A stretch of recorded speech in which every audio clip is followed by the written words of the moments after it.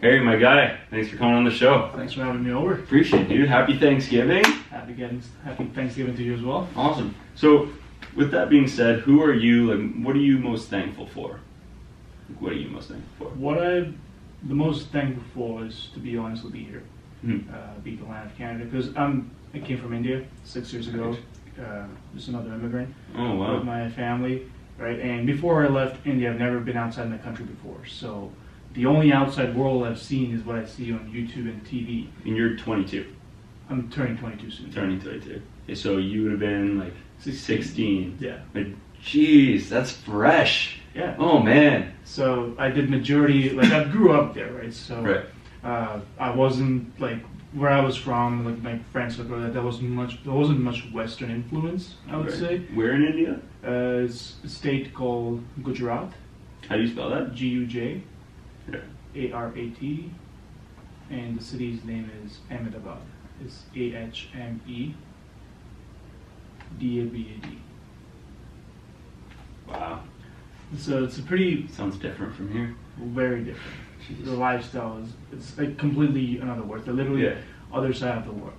So never sat on the plane before. Never seen so many white people at the same time. Yeah, I can imagine. Wow. The only so Jeez. it was pretty exciting. So it was cool. a big transition for me. And like if not everybody knows that India is still considered a third world country. So life is very, very different. Mm-hmm. Things that are considered here to be the right of human, which is right to education. We all have free high school. Right. We all have free healthcare. None of that exists. So You have to pay for high school? you have to pay for high school and you have to pay for all the healthcare. And the worst part is that over here there are public schools, right? We all majority of us go to public schools, just a government school, which has a really good standard. Mm-hmm. India is the other way around. Government schools do not have the best standards.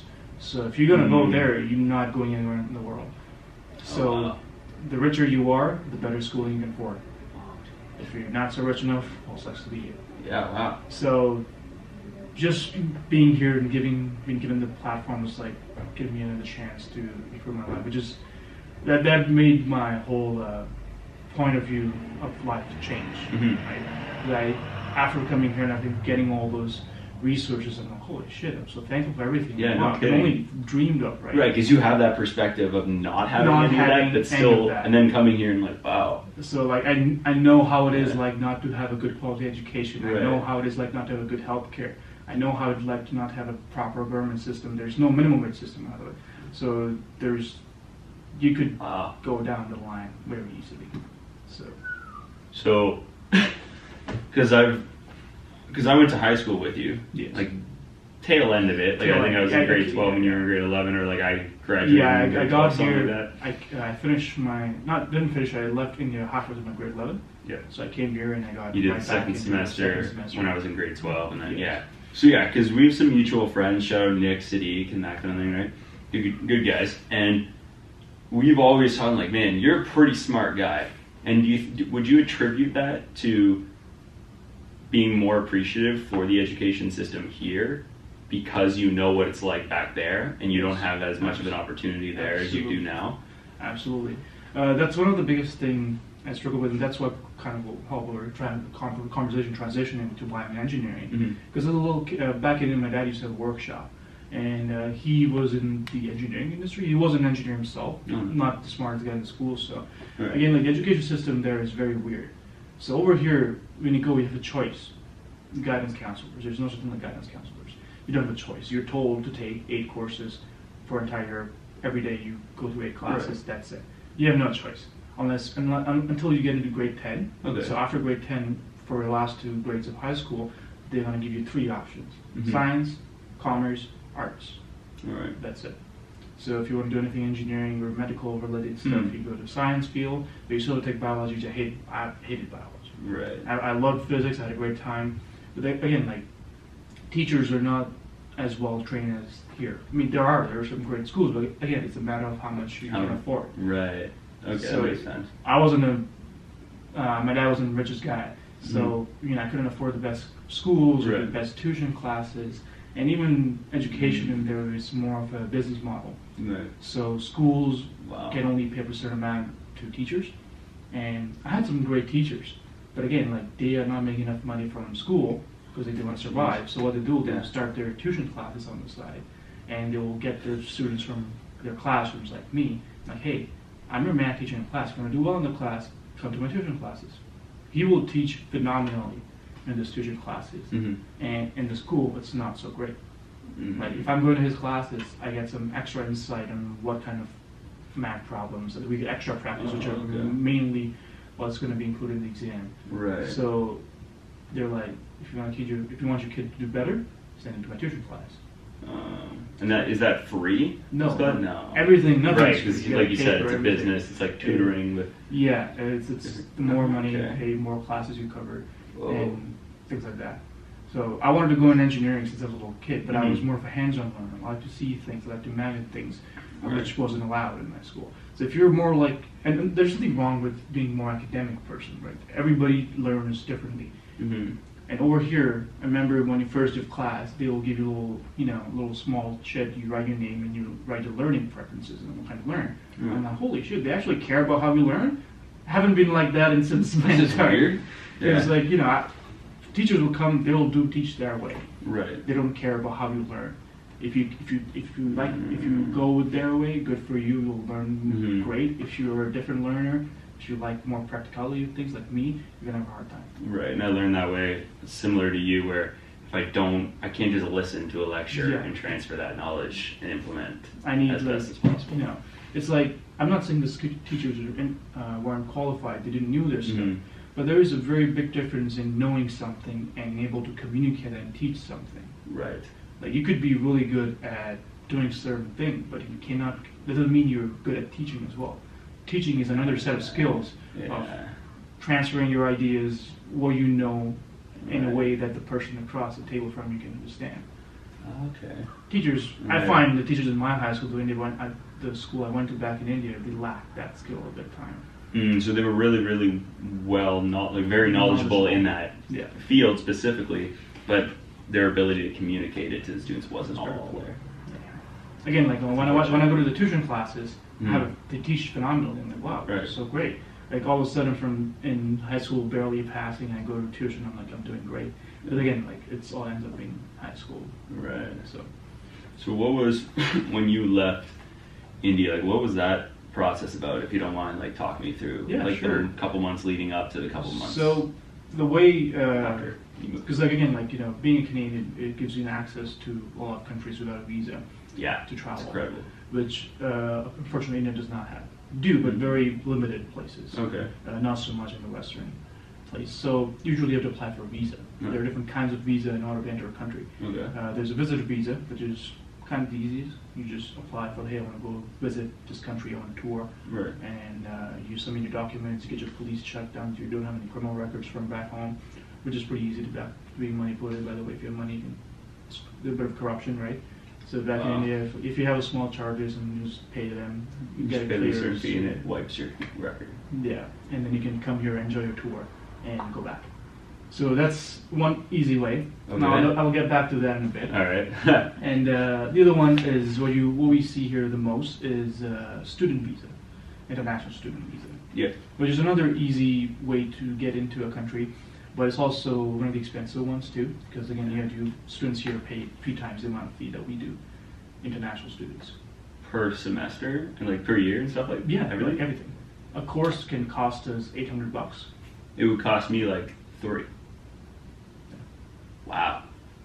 So it's for students, international students, expensive. So you can see only the rich can afford. And there are some not so fortunate enough with the mentality of coming here to make their life better. Right. But I personally find, because I don't know about other countries, but for people from that country, especially you see with Canadian a lot, there's a massive Indian student population. Yeah. But what I find, which I also something I don't like about my people is they don't come here with the mentality of learning something better. Like, because I came here with the mentality of I want to improve my life. Right. So the education system was so much better. Which seems to be like the proper, like the way people should go about it. Exactly. Like my mentality was something like a global citizen. Yeah. Like, I don't judge anybody. Like my mentality was like, hey, like I'm here. I'm gonna be here for the rest of my life. Let me make this place my home. Yeah. I want to know how people work. I want to know how people do the things. What's the culture? Nice. How people get around. Yeah. And most of my friends at Lockerbie, they like, I was lucky in my batch, nobody was Indian at that time, so I Yeah. got to really get to infuse with the people, the local people around me, Right. which is great. And so a lot of international students come here, but they don't learn the way of things.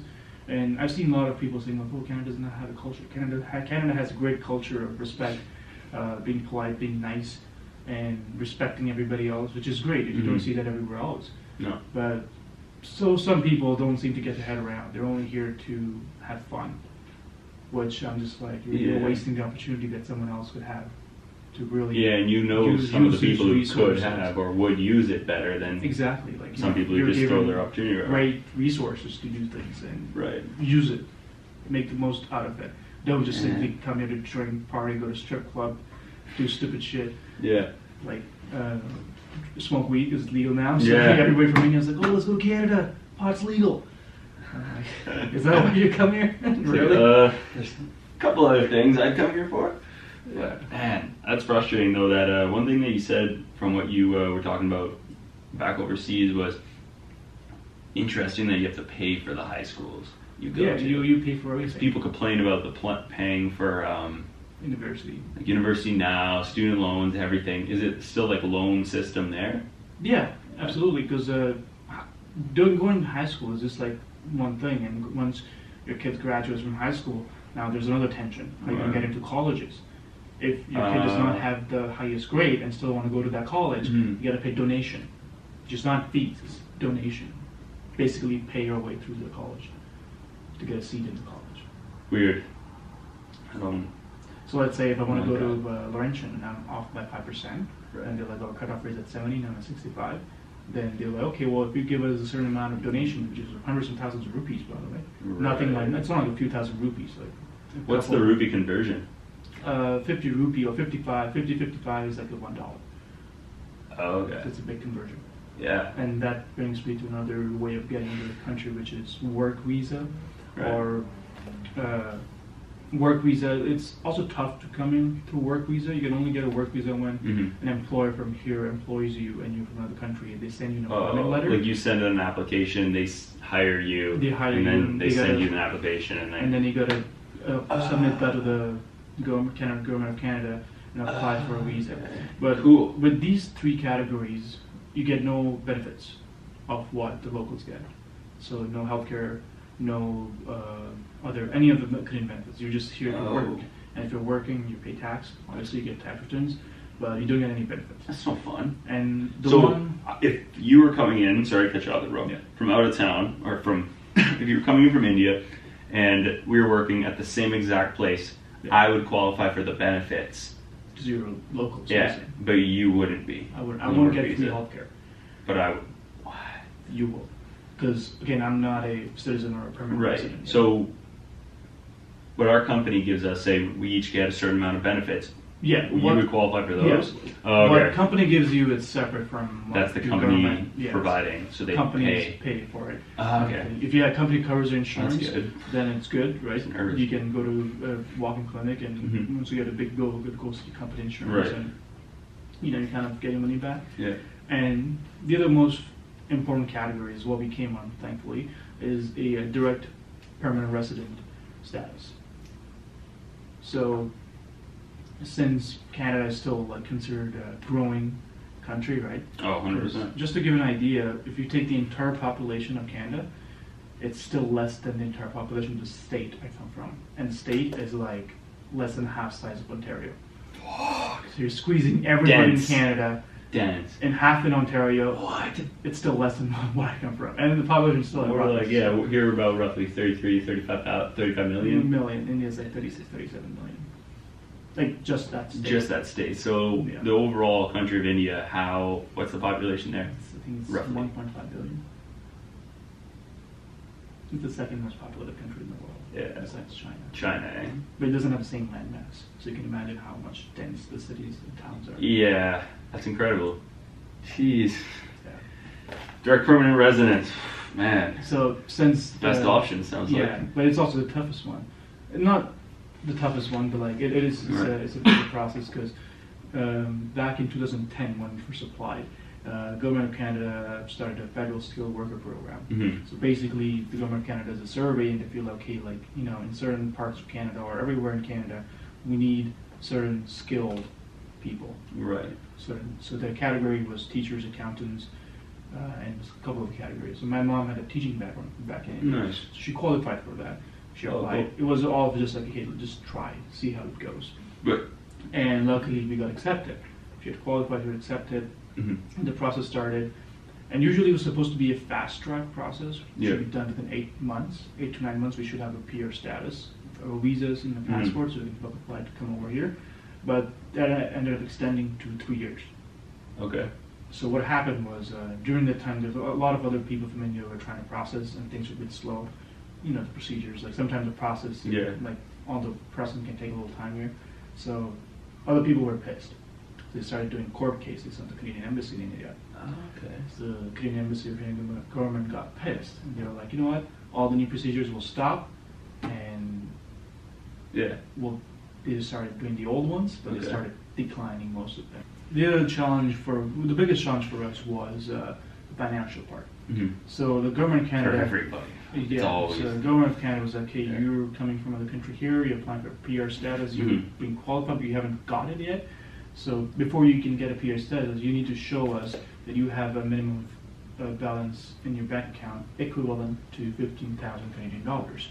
Okay. So their point of view is basically like, when you come here new, you're not going to get a job right away. You know, you need to have enough money in your account To sustain. for at least 6 months. Okay. Because you will find some kind of work within 6 months. But until then, you need to find a place. You have to pay rent. Nothing's Right. free.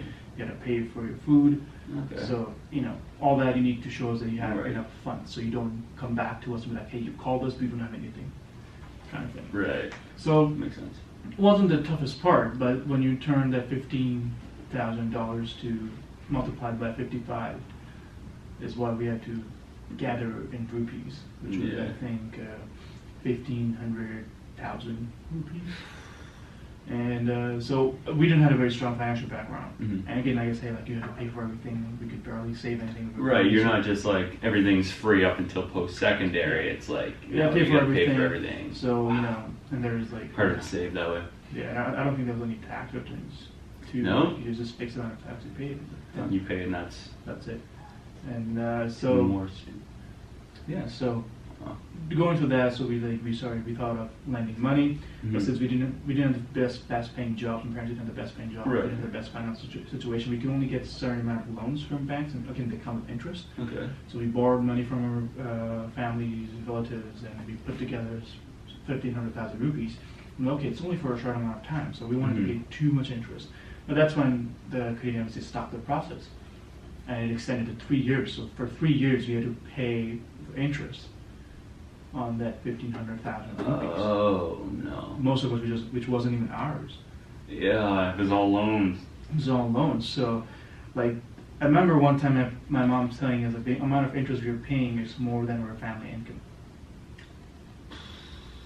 Yeah. So we had to start cutting down on a lot of things. Like, I was going to school and had and then we didn't have, again, school buses are not free too. You get to pay for that.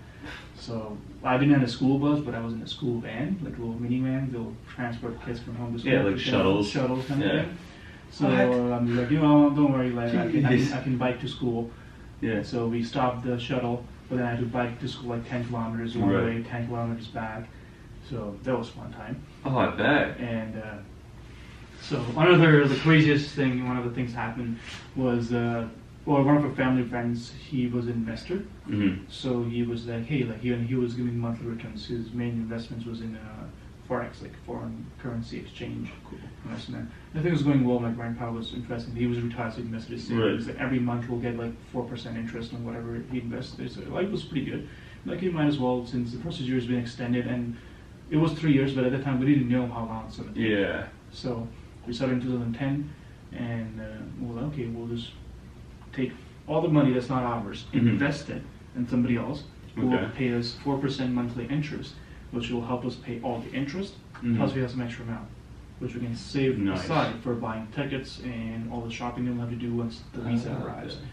So things are going well for like about 6 months. 6 months for a while. I think it was, It wasn't the greatest, but it was okay. Mm-hmm. All of a sudden, the guy we invested all the money to had a loss, so he ended up doing a fraud and ran away with all the money. So we were What? like, Are you serious? I'm not even kidding. That's literally what happened. I'm like, holy shit. So all the money that's not even ours, we invested it so it can help us make our life better. The interest, we can pay off the interest. Again, the interest on 1,500 rupees is more than our family income. So we invested that. So with that interest, we can pay off the interest and save.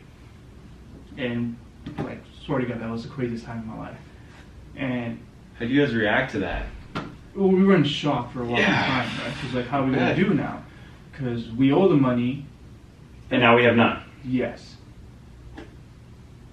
It was crazy. And at the same time, we got a medical call from the government of Canada. And basically what it means is when you get a medical call, then it's very positive, you can get your PR soon. Okay. We went for the medical test, we submitted it just to make sure we don't have any contagious diseases, major diseases we'll bring to Canada. Mm-hmm. It passed.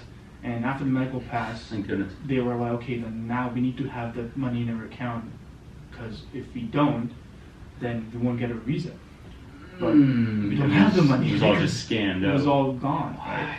So at the time, my grandpa was retired, and his only life, I think, property was his house. He sold the house for a cheaper rate. He gave us 1,500 rupees, and the remaining he bought us a little apartment somewhere closer to her other daughters. And we took that money. We finally got a visa, and then we came here. Wow. So after being all that through my life, every day here is it's It's a blessing for sure. What the dude? That is intense. Yeah. Jeez. We're like 2 years apart, and you've gone through all that, and I'm just sitting there walking to school, taking the bus every day, spending money nonchalant, and Jesus. That's heavy. Yeah. Wow. And after we came Dude. here, we first obviously we didn't know about Sudbury existed, so we obviously gone to Toronto, Mm-hmm. where we had we didn't have family members. We were the first from our family, but we did have some distant relatives we knew, people in the same community as like my last name, Brumba, the same community. So we reached out to them. They kind of helped us find a place to stay. We got here.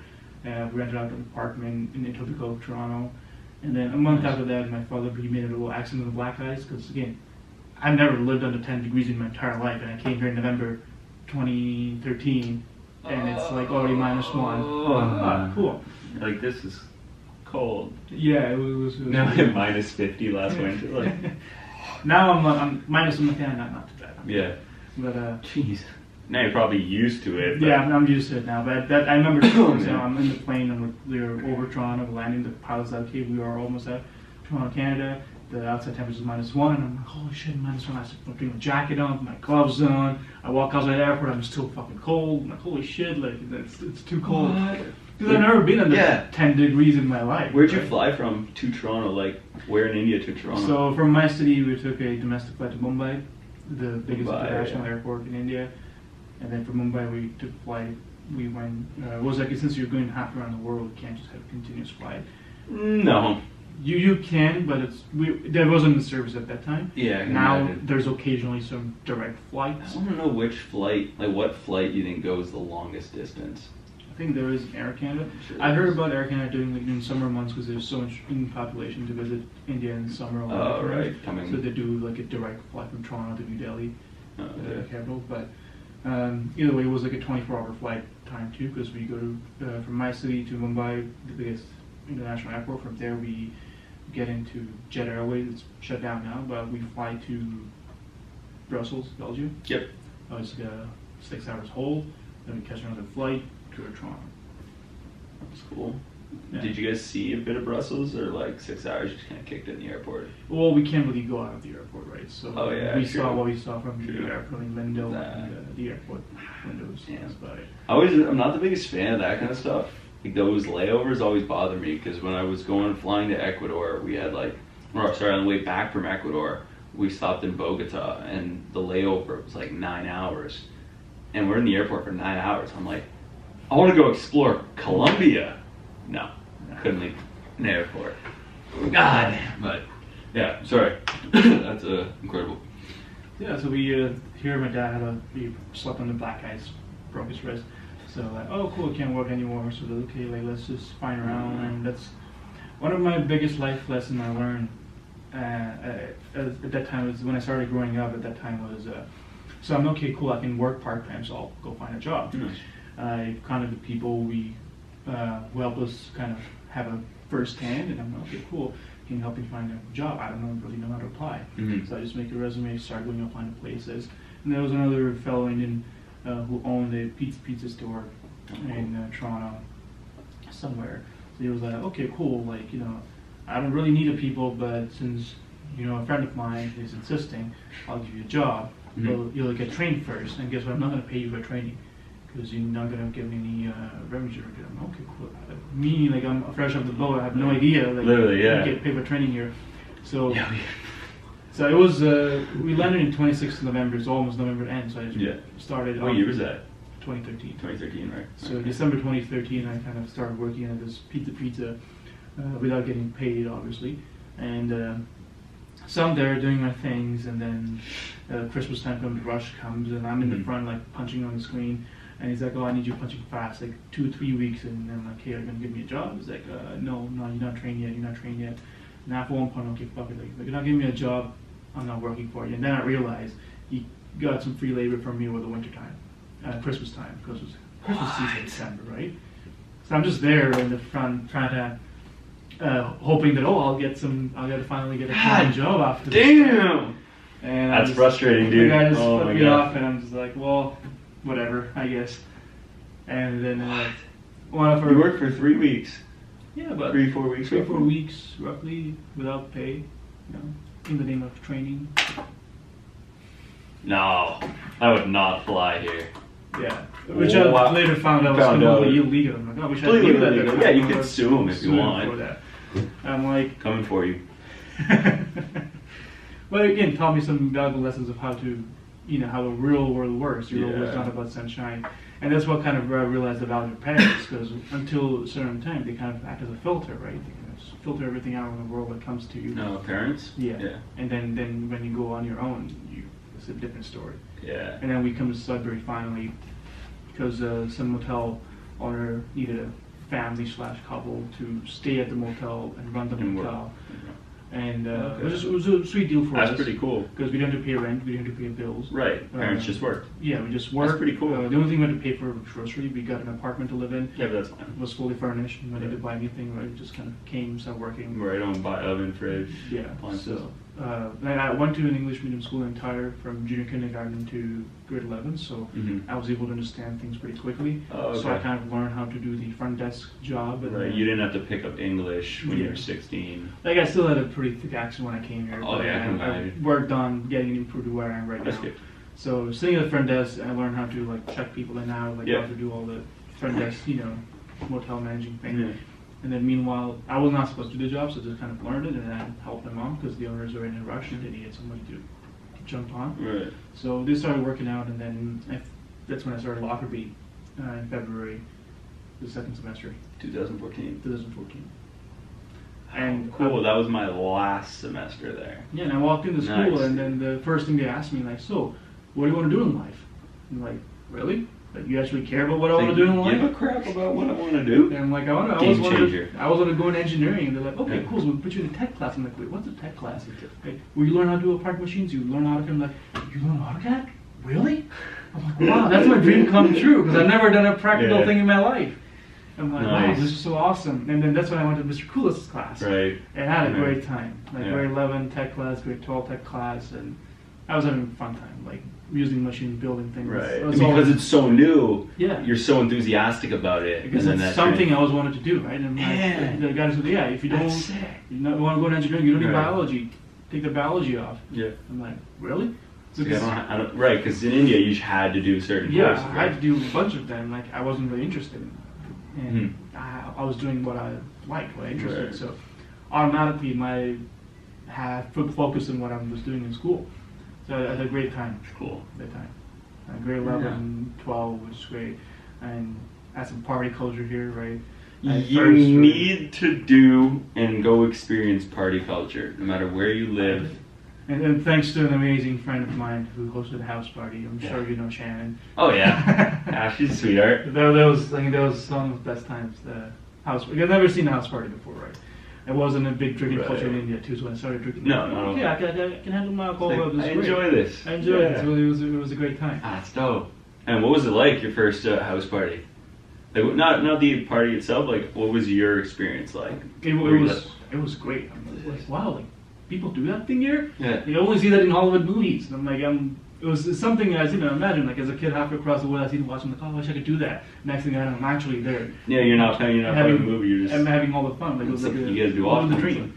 Right? Yeah, And all the kids I went past, I'm like, oh, hey, Harry, you're here. Like, you want to have a beer? I'm like, oh yeah, sure, Yeah. great. That's Right. great. Nice. So it was Pretty a sweet. great time. That's pretty cool. That's a really cool thing that you got to you got to come in and do all these new things that I guess we're so used to that we don't, like you said at the beginning of the show, we just kind of accept and they're just a part of our culture. Yeah.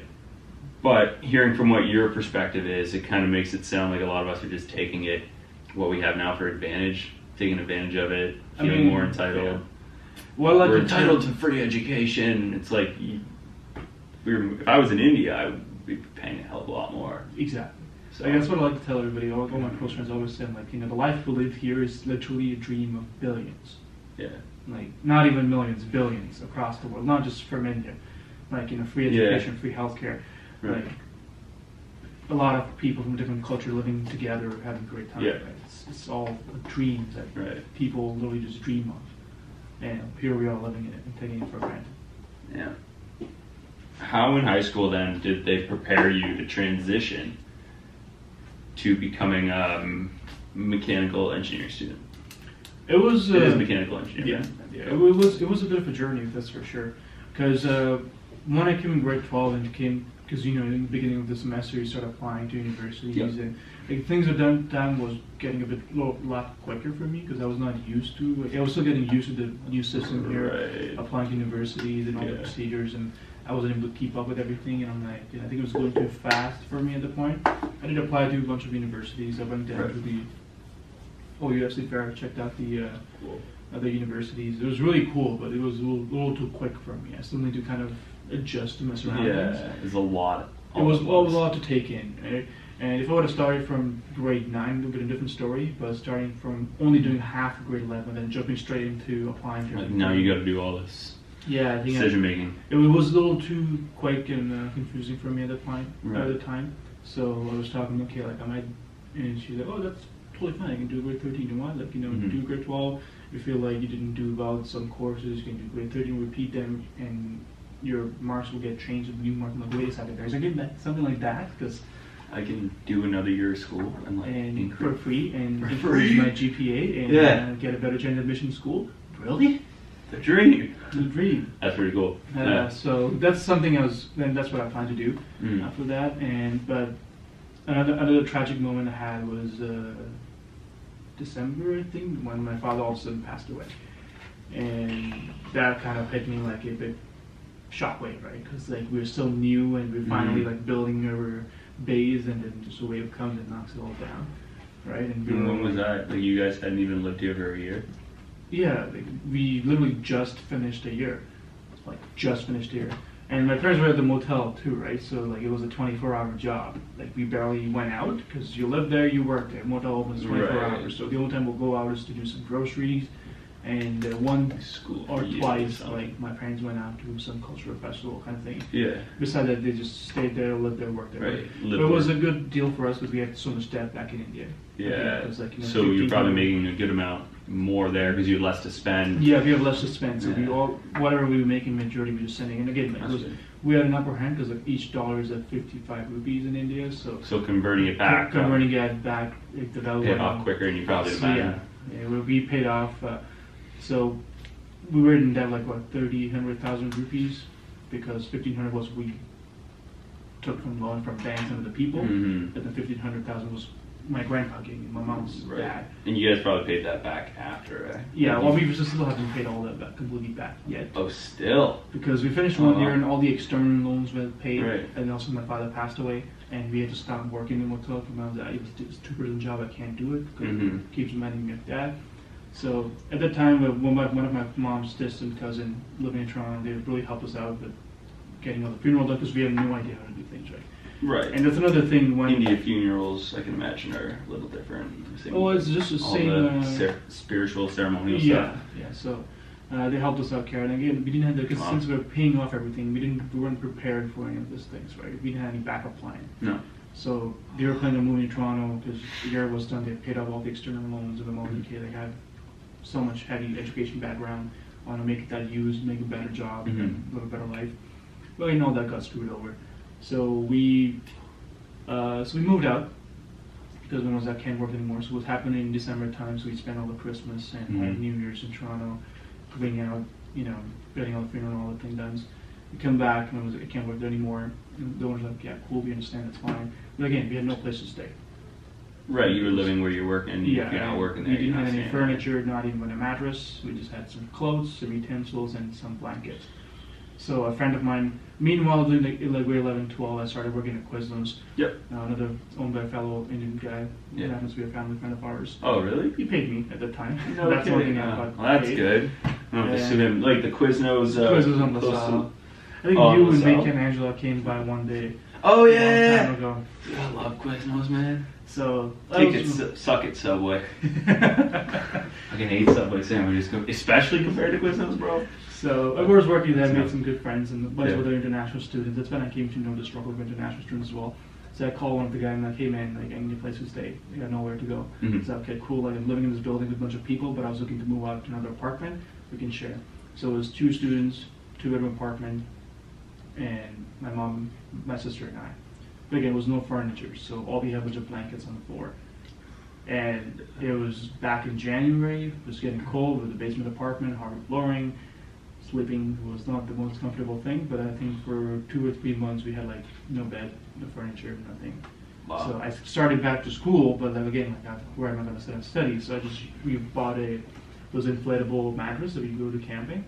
Oh yeah. So I had a boss. I was using the boss to put my laptop on. I was doing my homework there. Oh wow. Because like all I had for furniture was one lamp we bought and some blankets that I used to sleep on in the hall, and that was about it. Raw.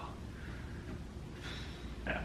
So it was a tough time. Like, my mom was broken down, and okay, like well, I got. Yeah, I can imagine you guys are all a little significantly beat up after that. So it was like I got to man up, man of the house, I could take the charge, and that's when I started working more intensely. And then I first started working at a motel at front desk because I had some motel experience. Worked there. Which motel? Best Western. Okay. Yeah. But they only have 8-hour shifts. I could only work in weekends, right? Because weekdays got to go to school. Yeah.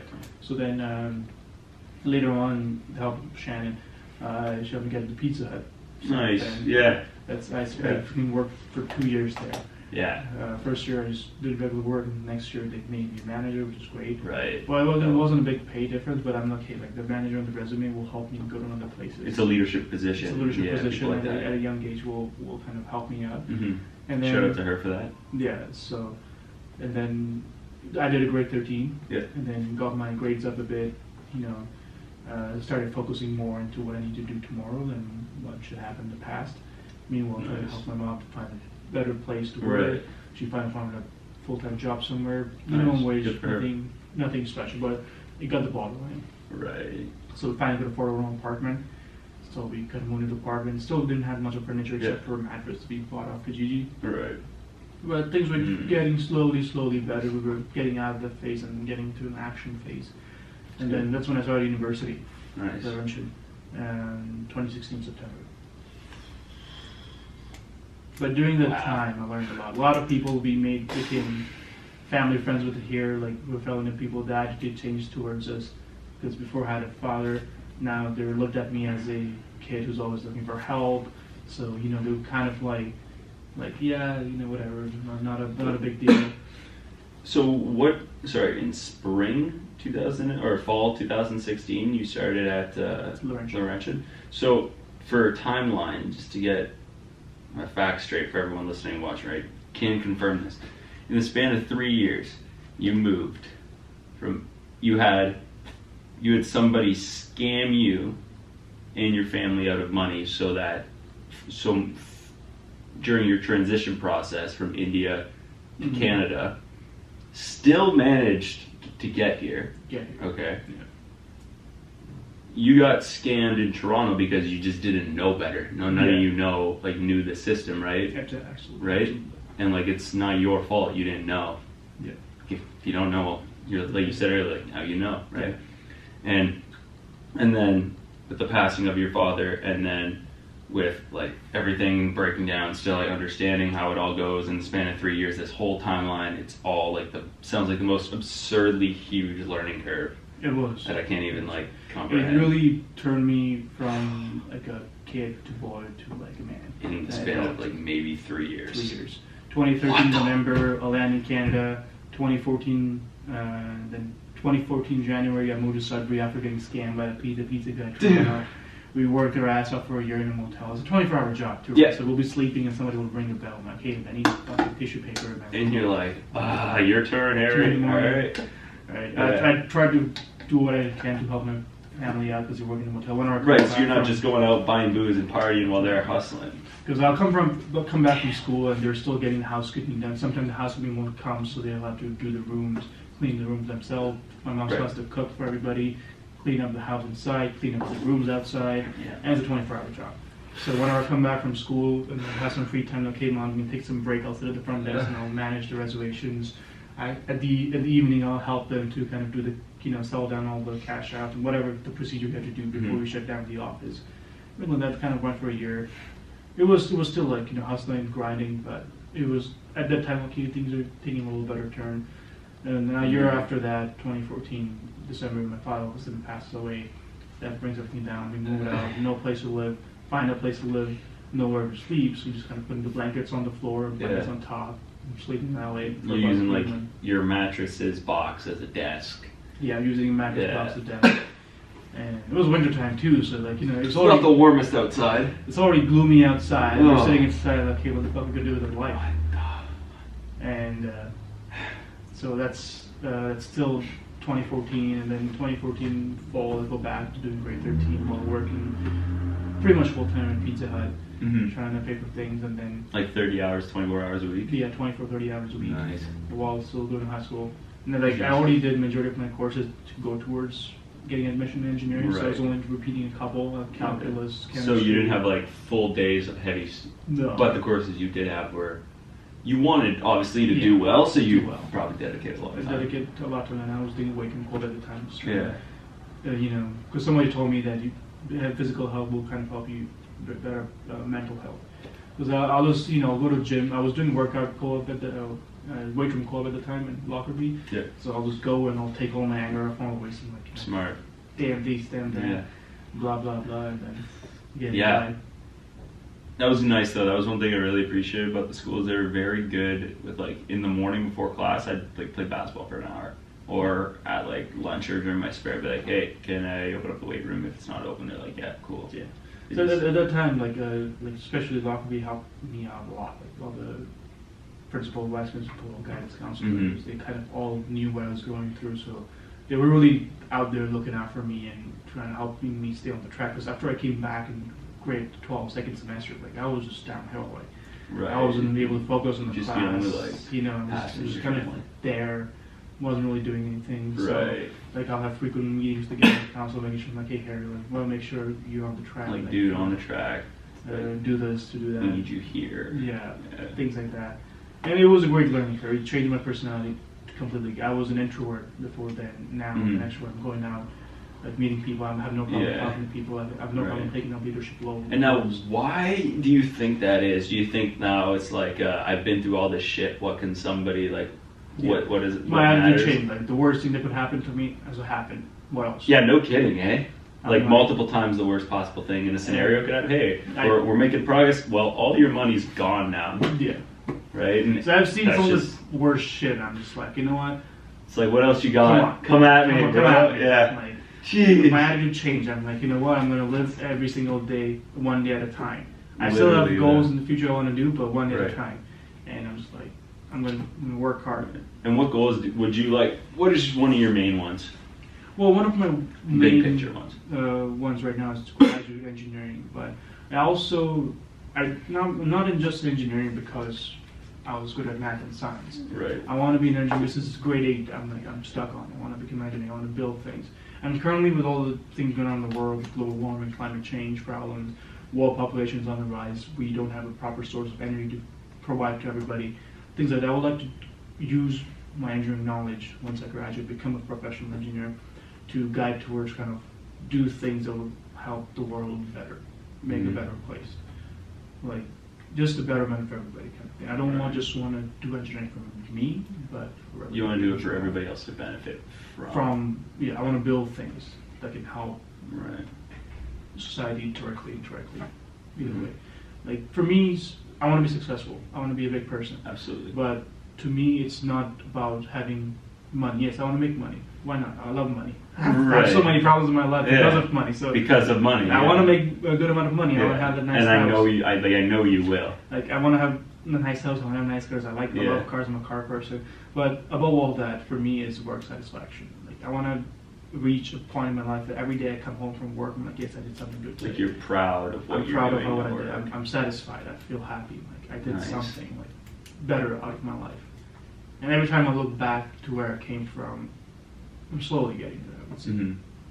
Right, and with bettering the future for people and being proud of your work and everything, I think when you do, and I firmly believe, just purely based on the way you're conveying your mindset and your energy about what you're passionate about right now on my podcast, I think I am 100% certain, and I'll bet my life on it, that like you will be beyond where you believe where you know you want to be.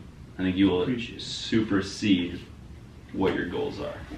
And I can say that like without a shadow of a doubt, 100%. Dude. Because like you said, right, you're like, well, what else you got? Life. Yeah, like I mean, after that mentality was like after we kind of made out from all the depression phase and got out there, make more friends, started seeing more of the world. Because until then, like I was in Canada, but I wasn't really living in Canada. I was too busy getting all the other shit figured out. And so after that, I'm like, wait a second, like I just realized that I live in a country where I knew nothing about the outside world. I'm like, and now I'm in a country where there are people from all around the world here. Like, I want to live my life. I want to enjoy my life. Because one thing one of my father's dad kind of taught me, because it was he didn't knew that it would come. All of a sudden, heart attack in the morning, passed out, went in coma, 99% brain damage, done. Right? It's just heart attack. Yeah. Just can't foresee it. The doctors couldn't tell what happened because he never came out of coma. Right. Because he would have came out of coma. You would realize, okay, like what kind of caused it.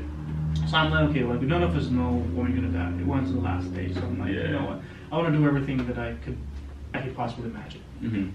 So I want to understand the world. Like there's so many people. There are people from a Russian background. There are people from European background. There are people from Spanish background, Italy background. There are people from India. I already know. I'm from India. So I'm gonna put that aside. I'm gonna focus on everything else right now. I want to learn. Don't come back to me. Yeah. Like I want to learn, because my mentality is like if you're from a certain race, your race is not the only race in this world. No. If you're from a certain country, your country is not the only country in this world. You're not the only person in this world. The world is way bigger than you can imagine. 100%. And all of us are just part of. I mean, people who are patriot, I respect them, and there are also people who are obsessed with their culture. Right. And I'll be honest about my own people, Indian people. You find a lot of Indian people that I see them many times when we have a gathering, like, oh, like our culture is the best. Our way of doing things is the best. India is the best. Then what the hell are you doing here? Why you came here? If you think everything people do here is not the best. Yeah. Like they criticize it, like, oh, like their culture is not the best, and then what the hell are you doing here? That's my kind of point of view. Like it's like imagine if, let's say, if you're relatives, right? Or if you're just friends right now, and you invite me over. I'm like, hey man, like I moved to Vancouver. If you ever come over to my place, I invite you. So I come to stay at your place for, let's say, a week. And now in my place, if system is like, I leave my dirty clothes inside of my corner in my room, and someone will pick it up and do the laundry for me. So, but if I come to your place, you have a different system of doing things. Right. So, am I going to still stick to my way of doing it? I'm going to respect your way of doing things, and I'm going to follow your way of doing things. True. Right? Okay, I get that. In my place, if I'm not respectful to my parents that much because I'm like, I don't care. They do my thing, blah blah blah. But if I come to your place, and the thing is, you have to be respectful to everything. Even if, let's say, even if you're like a billionaire and you have like a bunch of servants, butlers working for you, and if I'm the same as me, but I'm not respectful to my butlers, but in your house, you tell me like, hey, whatever you do at your place, I don't care. My place, everybody gets equal amount of respect. Right. It's the humbling way of saying my house, my rules. Exactly. And more professional way. You gotta respect that. Yeah. So my way of seeing things, like if you're leaving, I left my country behind, thinking of to make a better life out of myself, came to Canada. Mm-hmm. So Canada does not ask me to forget my culture, forget my religion, forget not my at all. No, they just expect me to like bring the best things you have to offer. And that's what this freedom thing's about. And accept and respect the things that this country has to offer. Mm-hmm. And like, why not? Right? Why not? Right. Okay. That's that. People sometimes do it like, why do you even think like that? That's kind of my way of coming. Mm-hmm. So like, my attitude changed, and I'm enjoying everything that this place has to offer every day. I meet new people. I do things that I used to be shy when I did before. Like as I said, I used to be an introvert. So every time I'll see in school like leadership people, like, oh, like, I wish I could do that. No, I'm too shy. I'm not gonna do that. Nah, it's the reverse. I'm like something that things like, oh, I'm afraid of it. I'm gonna do it right away. Right. Whatever. Why not? Right. It's one at a time. One moment at a time. Yeah. So it can't last forever. Exactly. All right. Man, that's pretty cool. That's a good like perspective you have on different cultures and everything. And even when I've done my traveling and stuff, back to your point of there's no way to measure how insignificant or small of a human being we are compared to the rest of the world. Exactly. Right? It's so tough to understand how big it is that's why I like traveling so much, because I like understanding and reminding myself how different people exactly see the world. Right, and you're able to understand how little of a space you take up on the planet, and overpopulation is a thing, but there are some places you can go where you wouldn't believe it, right? Exactly. And so that's why I think, to your point, we gotta make the most of like this opportunity. And I think you have. And you have the mindset to make it even better for you, which I think is eye-opening for me, and I can imagine even more eye-opening for people who haven't like traveled as much or understand or willing. Yeah. And I think everyone should listen to this and watch this for the sole purpose of they need to understand somebody else's perspective, and you were able to share with that 3-4 year timeline the amount of shit that took place, and you still just kind of walked through the fire, and now you're like, fuck it. And that's my attitude right now. Yeah, and it's a productive attitude. It's not like, oh, fuck everything. It's like, fuck it, let's do it. Like, right? like I don't judge, right? I'm like, my goal is like, my sole goal right now is to make my life better. Right. In any way possible. I want to try new things. Like, I met new people. Because until then, like, I was only limited to Indian people group. Like, I was more comfortable with my own people. And like, wait, like, I want to experience. As you should, though. Yeah, which is normal. But I'm like, if I'm coming here and I want to know this place. I want to see this place from how you see it, or how Nick sees it, how Shannon sees it, how my other friend sees it, how like some random guy walking down the street sees it. Yeah. And I can only do that if I get out of my box. Mm-hmm. Right? As I say, like, you're not the only person. Indian culture is not the only culture in the world. No. So I want to experience different cultures, and I want to learn from different cultures. I want to accept all the cultures, and I want to take the best from all the cultures and make my life out of it. Right. Because I know my culture very well. I know what things are great and what things are completely stupid, idiotic. So I want to leave those things behind. Right. And I want to take the best out of it. I want to take the best out of Canadian culture. I want to take the best out of you. When I meet you, I'm like, oh, the guy has a great attitude. Like, he just goes at things. He wants to do. He wants to travel. I want to take that attitude. I'll learn some from you. Right. I'll learn some from somebody else. And like, I'll kind of assess and like, hey, this seems great. I'm gonna keep that. And after that, I have just a big bundle of things. Right, and you make it all your own, craft it your own way, and then I use it. Get at it. Nice. Exactly. So now with your engineering, you're in your second year? I'm in my fourth year. Fourth year. But I got 2 more years to go. Okay. I'm doing like an extended program. Okay, cool. So you competed in an engineering competition. We briefly touched on this when I invited you on a week ago. Yeah. And can you expand on it more for everyone so they understand sure. what, so, as I started what it's like? Engineering in fall 2016, and with the same attitude, I want to meet new people, I want to explore new skills, I want to explore the world. So just an orientation, I met a few guys I saw them around in my class. I'm like, oh, hey, this guy seems to be in one of my classes. So I'm just going up to him, talk to him, like, hey, like, you know, I'm Harry, what's your name? What's up? Right. Like, you know. So I met a couple people that way, and then one day our program coordinator came to one of our class and was like, hey guys, so there is an Ontario engineering competition. Basically what it is like a real life scenario cramped up in a miniature way to give you an experience, a little glimpse of what real life engineering world looks like. So the overall point of is that you were given a scenario, which is your challenge. The scenario is like you have to build something, you're problem solving. Right. It's a scenario. That's your forte. You're like, man, I get to build something. Let's go. Yeah. And that's something I was wanting to do. So you guys, okay, like there's a scenario in which there is a problem, then there's a solution. The solution is mainly you developing a solution, building something, right? So for that, there was an internal competition in Laurentian. So first, second years are juniors, third, fourth are senior teams. Everybody registered the teams. They compete within there, and whoever wins the first place, no first, second, third, whoever wins the first place will get to represent Laurentian at Ontario Engineering Competition.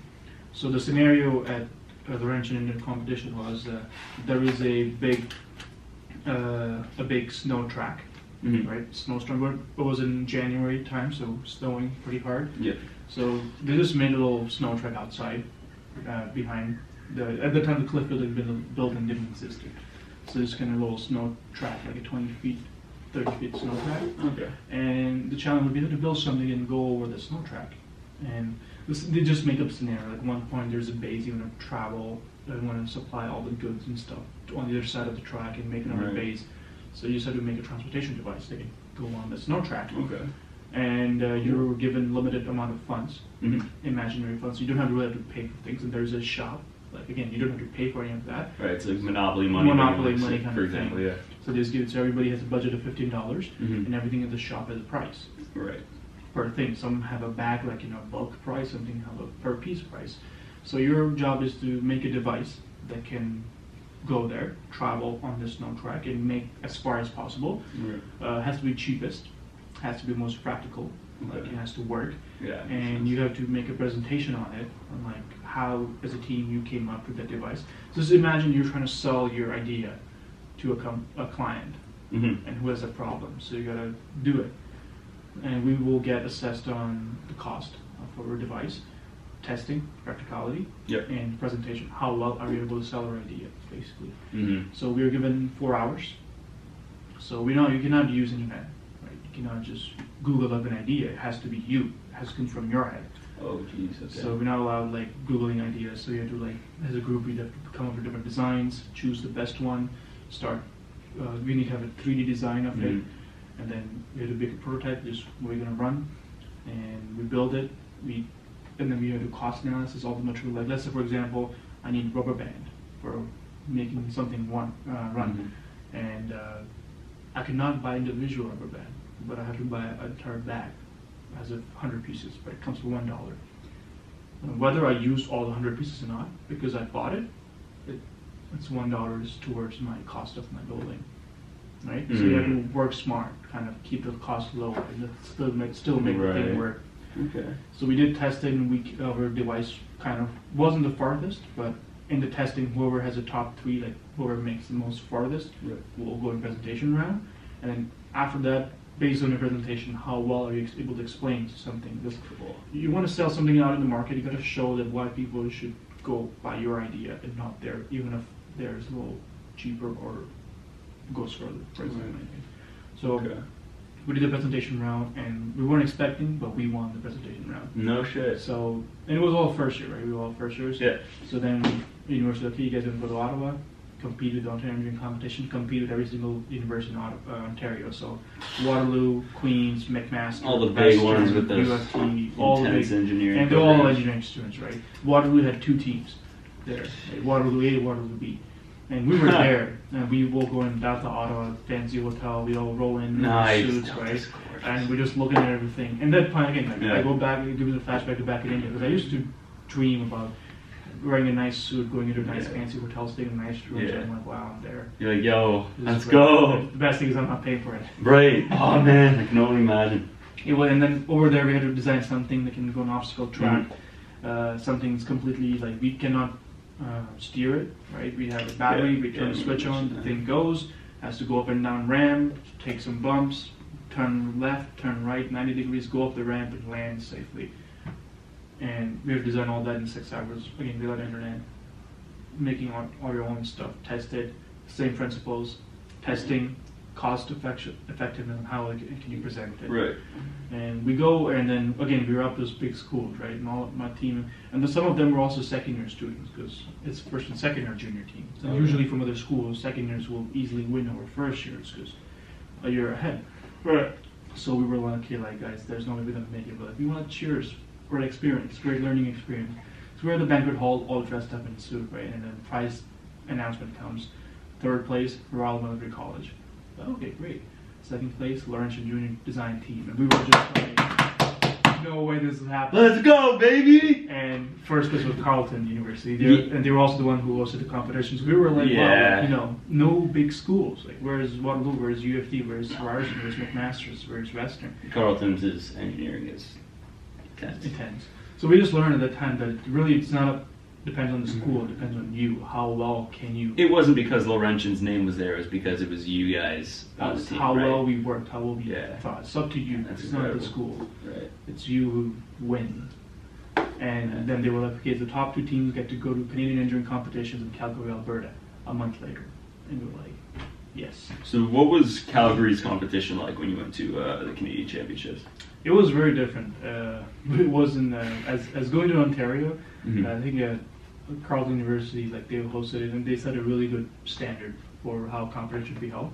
And it wasn't the same, but it was still a great experience for us either way. Right. We were the fourth, we were runner-up, we were the only one from Ontario. So we didn't place the top three, but we still came pretty high up. Like top 10? We were fourth. We placed fourth. Wow.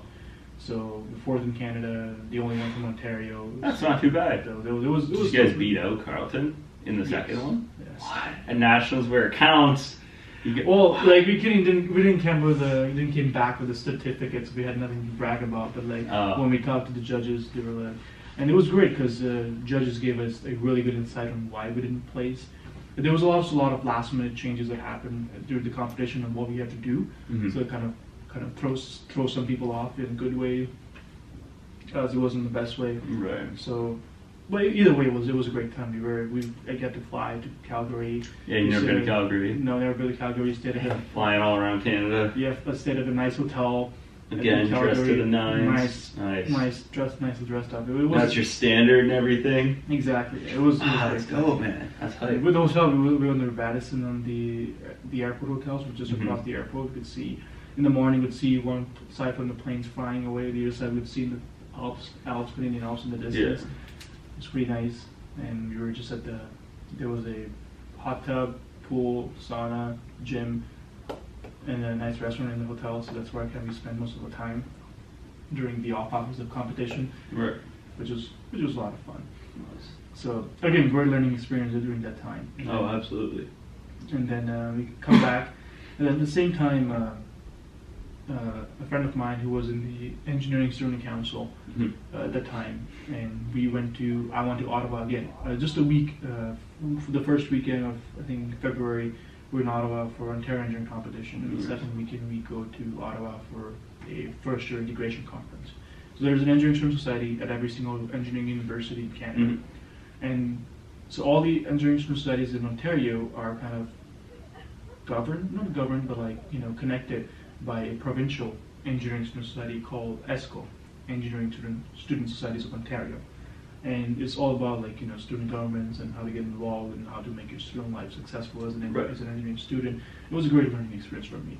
Again, I'm there suited up all the time, attending sessions, attending conferences, sitting in a nice hotel, and exploring Ottawa with the rest of the kids from all over. Right, Ottawa's about my favorite city to live in. So. Same here. So I had a great time, and I learned a lot about student societies and leadership and everything like that. I'm like, I want to go for it. I want to do it. Right. You want to make the most of this. You want to make the most of this. And so I had talked to a friend of mine who was the VP external. There are different positions, and he was the one responsible for taking us to the conference, attending the conference, representing Laurentian. So we were there. I'm like, hey, when I get involved with the council, like, hey, you can run for elections. I run for VP Social. I was in charge as a VP Social. I was supposed to be in charge for running activities, social activities, organizing them, planning them, and so great. But a day before, so we had spent all summer planning. But then a day before the school started, a friend of mine who was president, he had to step down for various personal reasons. And so there were two options. They could either someone from the council can stand up in the council to be the president, and he was willing to switch to whoever stood up. Or if nobody from the council wants to stand, you elect somebody. You do a general election. And my point of view was like, this is too late for a general election because we spent the entire 4 months planning.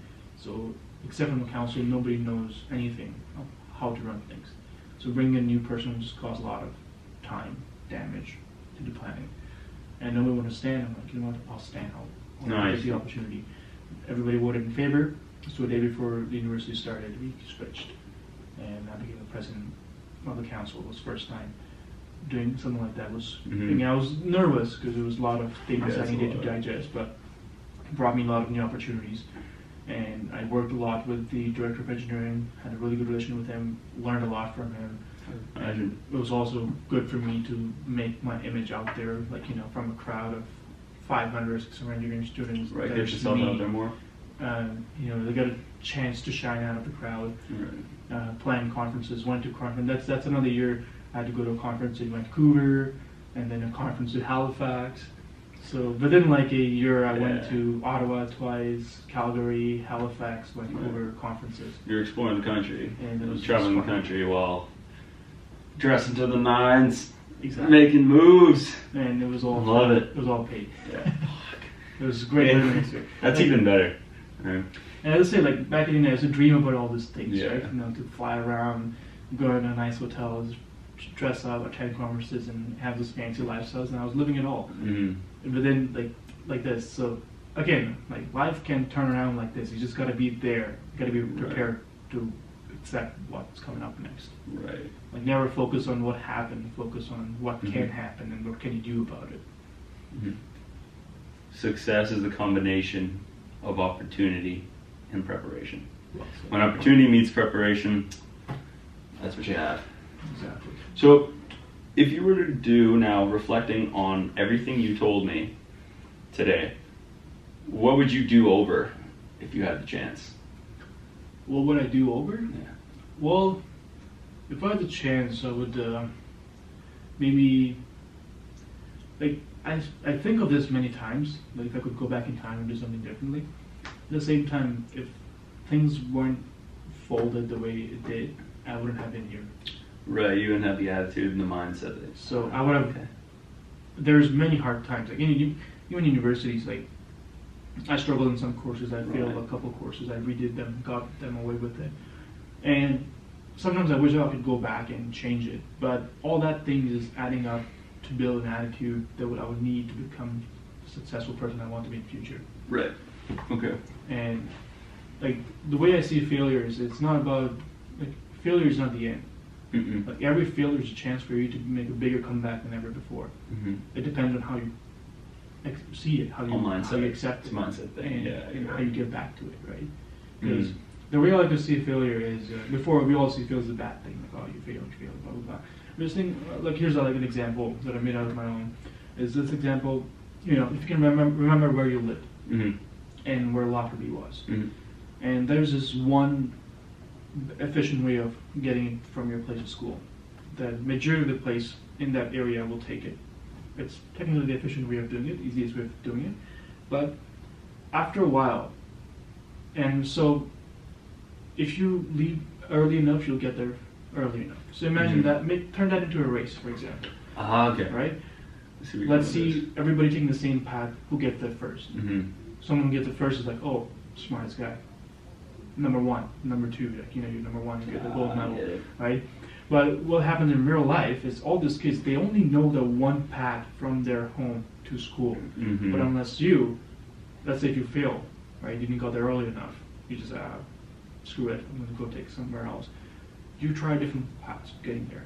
Right? This path didn't work for you. Right. I'm gonna make a little detour. Maybe I tried that. Maybe I tried that.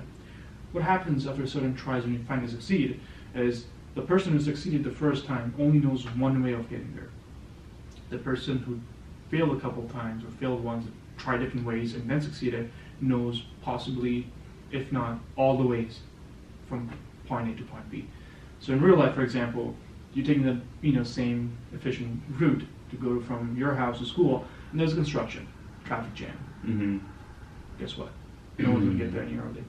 But you know other ways. They're a little bit longer, but you can go as fast as you want. Mm.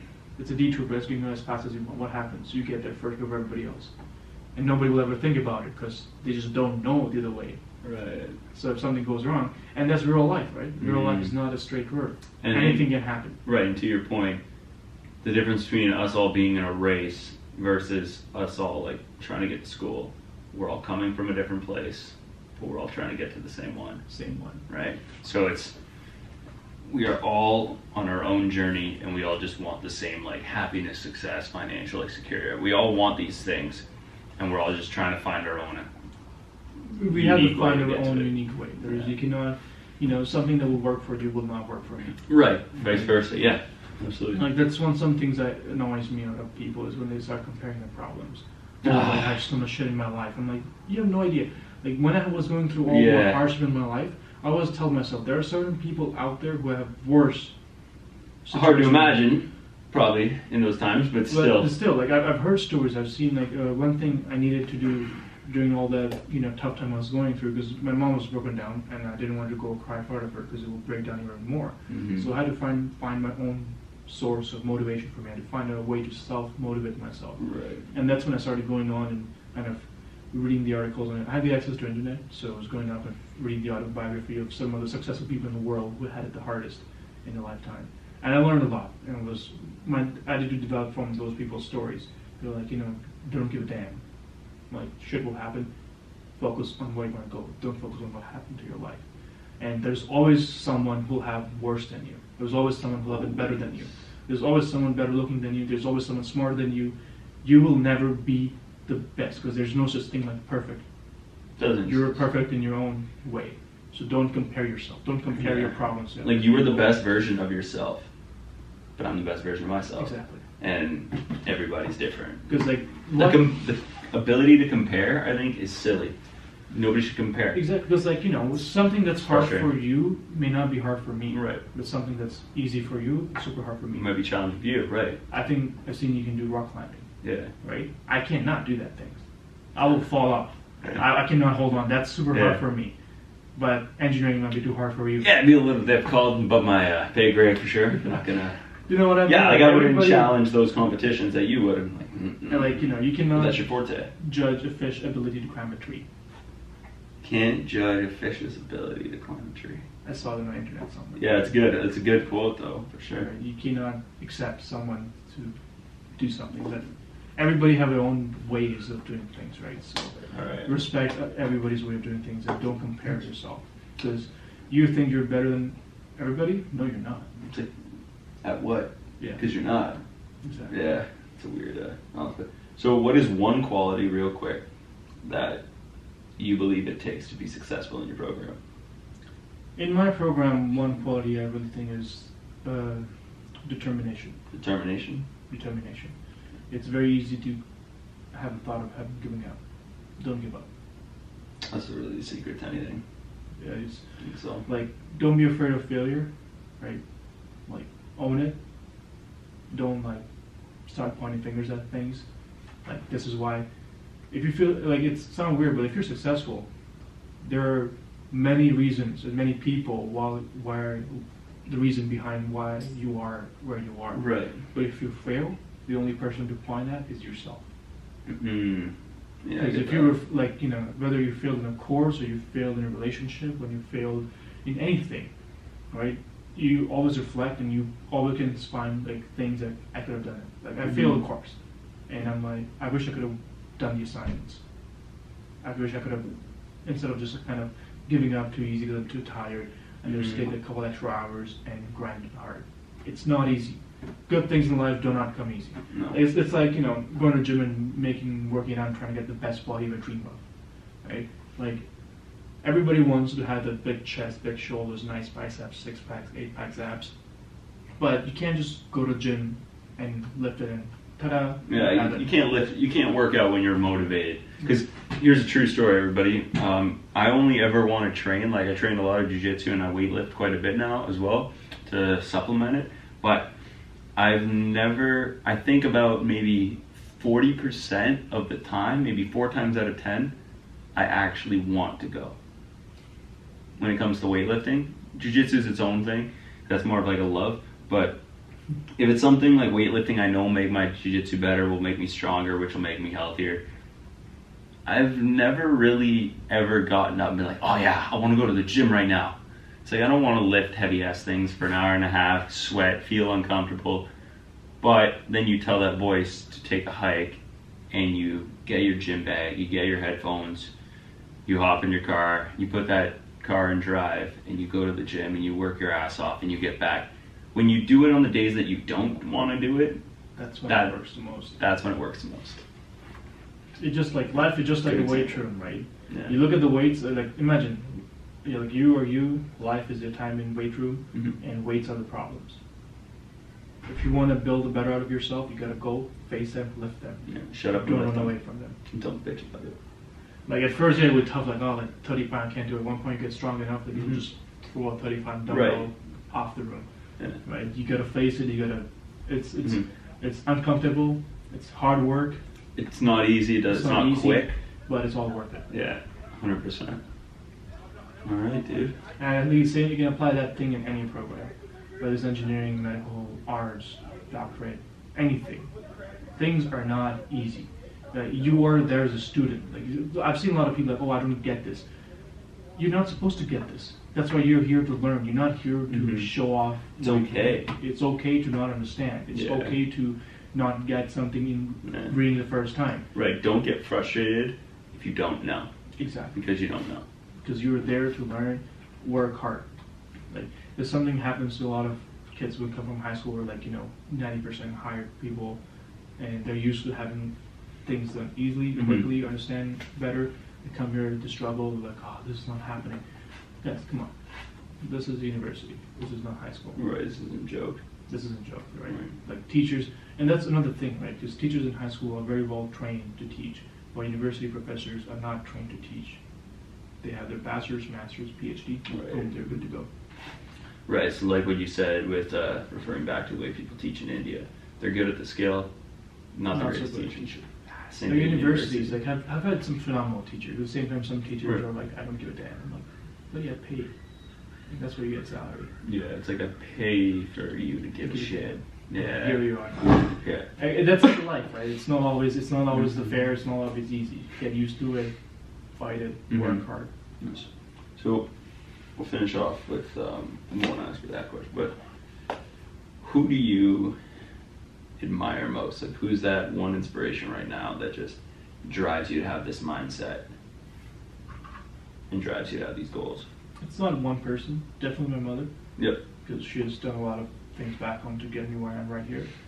But besides her, there are, I think, a little bit of everybody I've met. Nice. I like that. I learn from everybody. Everybody has a different life story. They say some things are hard for you, easy for them. Some things are easy for them, hard for you. Right. So I've learned a little bit from everybody who I've met, and that's what helped me make my attitude. That's cool. Accepting the way other people see the world, and kind of just say taking a little bit from everybody. Like life's teacher, you're all part of life. Yeah. There's always something to learn from everybody. Nice. That's beautiful, man. So I want to thank you very much for your time. This got very in-depth, very heavy at times. I appreciate your story. I value our friendship, and I can't wait to see where you go from here. Thank you, brother. Thank you. Appreciate it. Thanks, guys.